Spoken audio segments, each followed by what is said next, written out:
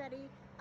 At somebody's wonderful request and urging, I have decided to take what's been going on the last few days in my world and translate it over to the step work that we've been doing, translate that over to just kind of practicing the steps in everyday life and what that feels like, what that looks like.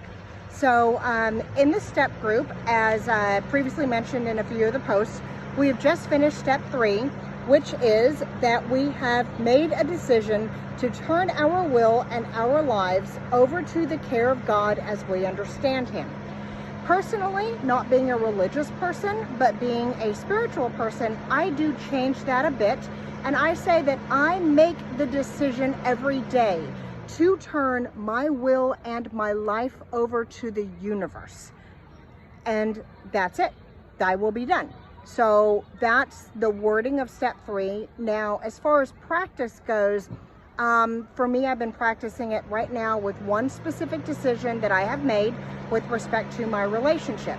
As everybody knows, my addicted loved one is my fiance, Michael, and we had a shared bank account, which was his bank account. The original intention was for me to help him monitor his expenditures when he was active so that he still had money to pay rent and that type of stuff. And then I would basically babysit his account and help. As anybody can see from everything we've studied, that's classic enabling. And I did that for a long time, for over a year, before I decided, you know, your money, you do whatever you want to. So I'm not active in that account. I actually have my own account that he cannot see. And recently, however, since he's been clean, I have noticed that this account has become a huge trigger for me because it is still tied to me, so it still pops up on my bank app, so I still see every transaction that he makes.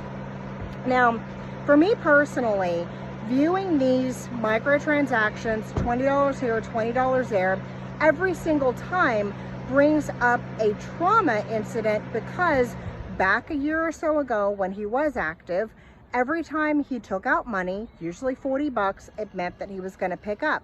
So that meant that the drug dealers were going to be at my house. That meant that he was going to then be however he was based on his cycle of where he was in his use schedule. Some days he was heavier, some days he was lighter, some days he was happier, some days he was sadder. And I could tell and I could track it. And I knew how my day was going to go by how much that transaction was in that morning. Number one, that's not right because I'm tying my emotions and my life to his activities. So that there causes the micro trauma that I was talking about. Every single day was a micro trauma, which led to the whole complex PTSD that most of us have in living with and having dealt with an active addict. So there was a miscommunication. He pulled out 40 bucks to buy me flowers. The flowers are in my kitchen and I know what he did with the money, but it still triggered me. We had a whole incident about it, had to talk it down, you know, and we moved on. Wednesday, he pulled out $60 to get lunch for the week for the class that he's in. Wednesday night, he happened to say, what I heard was, "Great, I'm starving, I haven't eaten all day." Later on during the fight, he claims what he said was, "Great, I'm starving, I feel like I haven't eaten all day." Whatever happened, I don't care. Whatever was said, I don't care. The long and the short of it is, seeing the transaction triggered me to the point where whatever he did say, either I misheard it, he misspoke it, or whatever happened. When I questioned him about it Thursday evening, I was already so upset because I had held it in. Going to step 4, one of my character defects is the fact that I hold things in until I explode.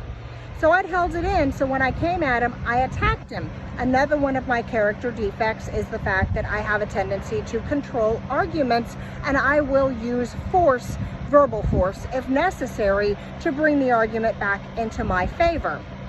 That is another one of my very strong defects, and I know that.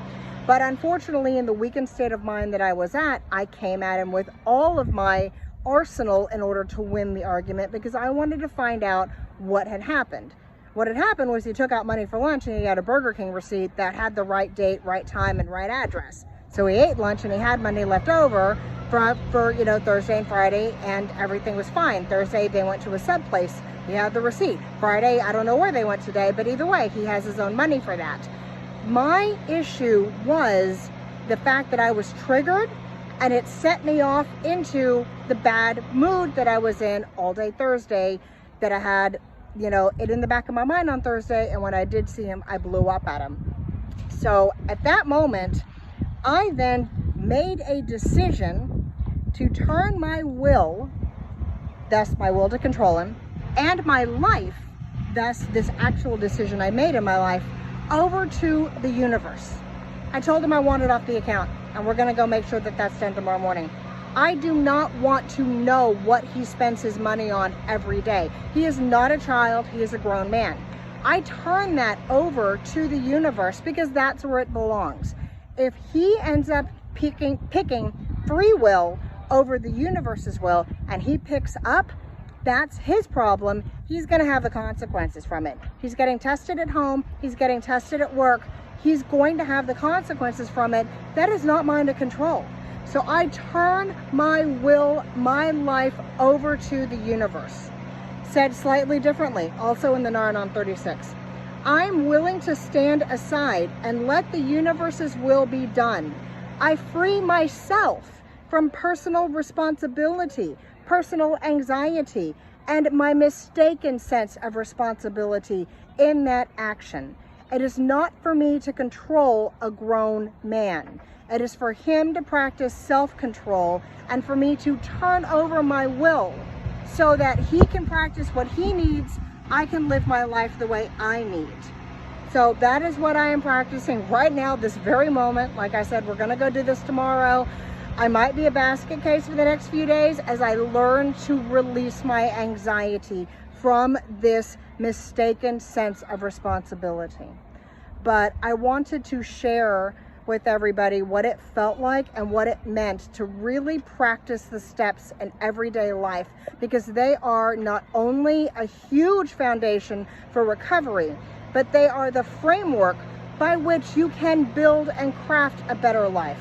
They urge personal responsibility. They urge being present. They urge understanding yourself and the others around you. They urge gratitude, humility, sharing. They urge compassion. All of those things are in the steps.